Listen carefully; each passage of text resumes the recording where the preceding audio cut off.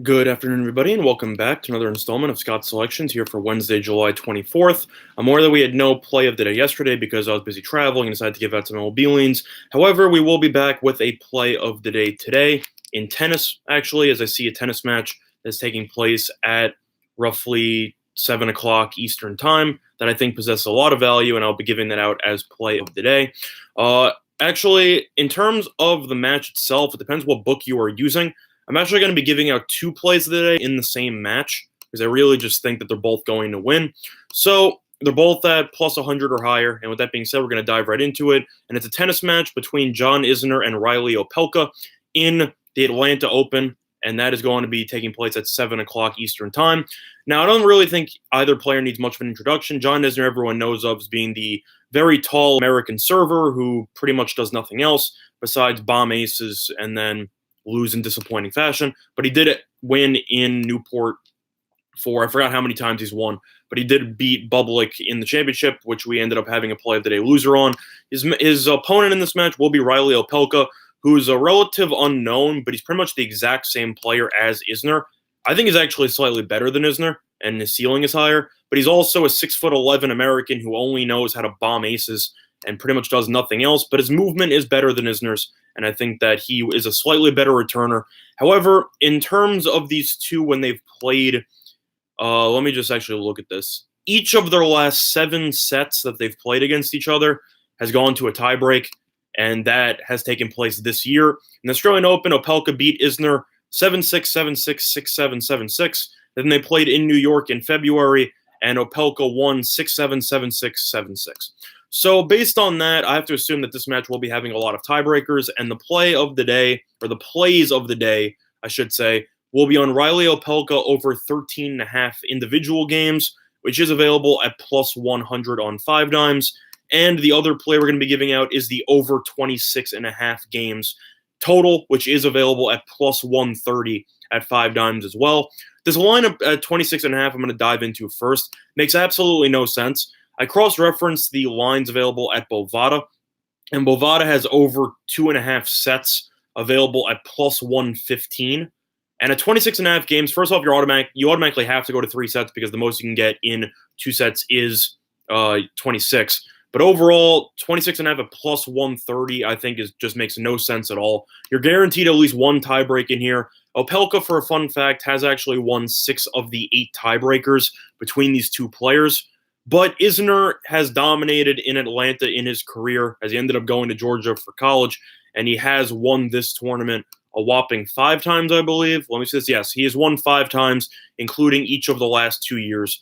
But Opelka, I definitely think, is good enough to win at least one set via tiebreak, as his track record has shown that he is better than Isner in tiebreaks. And it's also just stating that since the total's at 13.5, if he ends up winning one tiebreak, I don't think he'll break Isner at any point in the match. I don't think Opelka will break Isner. I don't think Isner will break Opelka. I think you're looking at tiebreaks and tiebreaks and tiebreaks, and I simply think that Opelka, if he wins one set, is a lock to get to that over 13.5. And at plus 100, I think that's definitely a great deal, as you are simply not having to lay any price whatsoever. I think it should be at 13.5, roughly minus 110, minus 115. And the total itself, I understand it's at 26, and the 26 at 5 dimes at minus 115. I think it should be a little higher. I think it should be at minus 125, minus 130. Both players in themselves rarely get broken, if ever. And Isner's also coming off a long tournament in Newport on grass, and now he's transitioning back to hard court. It won't be that much of a transition because Isner doesn't get many breaks anyway, and he also doesn't get broken a lot anyway. But Opelka did play in the first round against Bublik yesterday, and he was very solid, served 20-plus aces. The last match that they've played, these two players individually in New York, I know I've already referenced this, but just to go over the serving numbers, which is insane, Isner in that 3-set match had 38 aces and 1 double fault, and Opelka in that same match had 43 aces and 1 double fault. I don't think anyone's breaking anybody. I think you're looking at 3 sets of 6-7, 7-6, 7-6 or whatever, and if Opelka's able to win at least one tiebreak, then we'll cash both these play of the days. But the 2 play of the days will be on Opelka, personal game total over 13.5, which is available at plus 100 at 5 dimes, and the full match over 26.5, which is available at plus 130 at 5 dimes as well. And those will be the 2 plays of the day. So if anyone's wondering how I will score those, I will put both of those on my personal record, whether they win or not, and I'll simply just use the units and subtract or add, or, vice versa. So other than that, though, there are a couple of MLB games going on at this point in time. However, there are a couple more games coming up at roughly 3 o'clock or so, and there are some night games, so I will go into those. First game we are going to dive into, actually, in terms of my favorite leans of today's card. I have to lean to the Nationals in Game 2, and I know that they're laying a pretty hefty price here with Corbett on the mound, roughly minus 220 against Freeland. Freeland has been awful this entire season. I know he was on the IL. He ended up coming back. His 2 starts since coming back, he's gone 4 innings and given up 5 runs. It's been the exact same thing both times. Nationals lineup has been solid. They're a playoff team at this point in time as they've continued to push, and they've been the best team statistically in roughly the last month or so, either them or the Giants. Lean to the Nationals here, but in terms of some value, the team total over 5.5 at minus 115 at 5 dimes is a great deal. I know that Freeland's not great, but Colorado's bullpen also stinks. And after yesterday, they gave up 8 runs, and I believe it was the 6th inning yesterday. I don't trust this Rockies bullpen at all, besides Oberg, who I think is pretty good. But other than that, I think the starter stinks. I think the bullpen stinks. I think over 5.5 for the Nationals in the full game at minus 115 makes a lot of sense, and that will be my first lean on the baseball card. Other than that, lean to the I lean to the Giants again today against the Cubs. I know that you have Beatty versus Chatwood, and I know that Chatwood's been okay, but the Giants have won the first 2 games of the series, as we were correct on that lean yesterday with the Giants winning outright.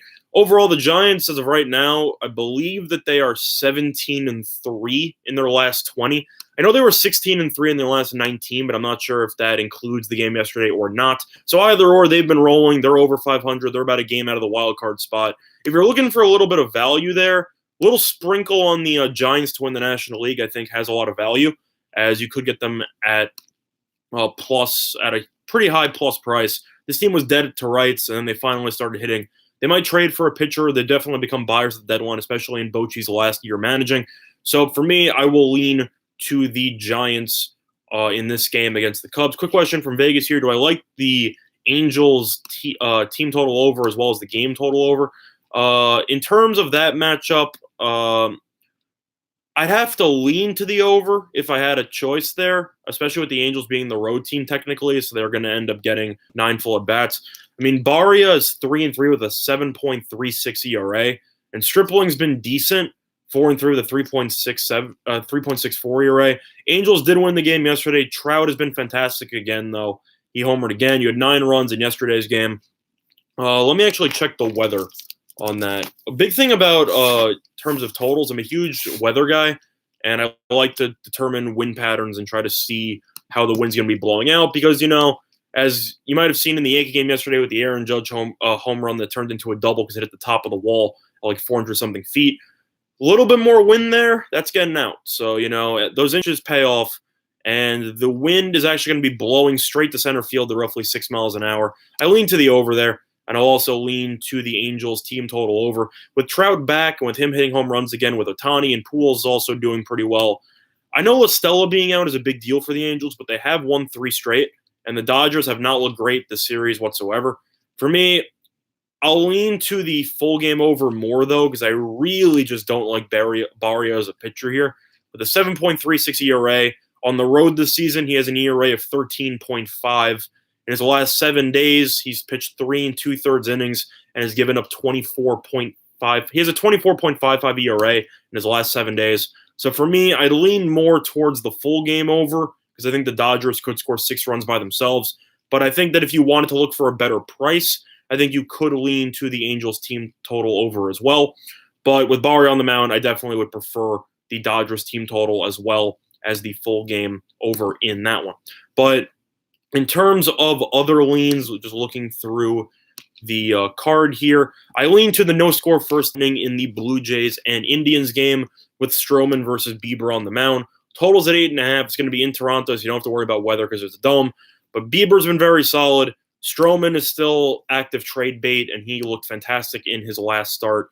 I think that both pitchers will pitch well in this one. I think you're looking at an underrated pitcher's duel here, and I think no score first inning in that game definitely has a lot of value in that one. And I'm actually going to pull up that line right now on 5 Dimes to tell you what I like there. The no score first inning in that Toronto Blue Jays game is at -105. I think that's definitely way too valuable for two pitchers who have been great. Bieber 9-3 with a 3.69 ERA. Stroman is 6-10, but he's got a 3.06 ERA, and he's coming off an absolute gem.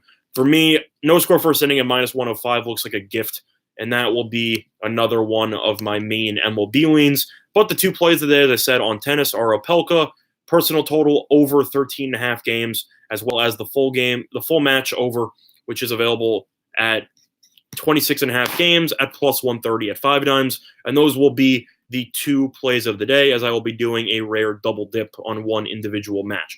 But before we conclude today's video, quick reminder of our sponsor, PointsBet, all in sportsbook in New Jersey. A couple of great deals for you, up to 2 risk-free bets up to $1,000. So if you end up betting on tennis, WNBA, honestly, cricket, anything, really doesn't matter. You get your money back if you end up losing, which is definitely a great promo I wish more sportsbooks would use. Other than that, though, that's going to do it for this installment of Scott Selections here for Wednesday, July 24th. And good luck to all of you and your respective bets today. Bye, everyone.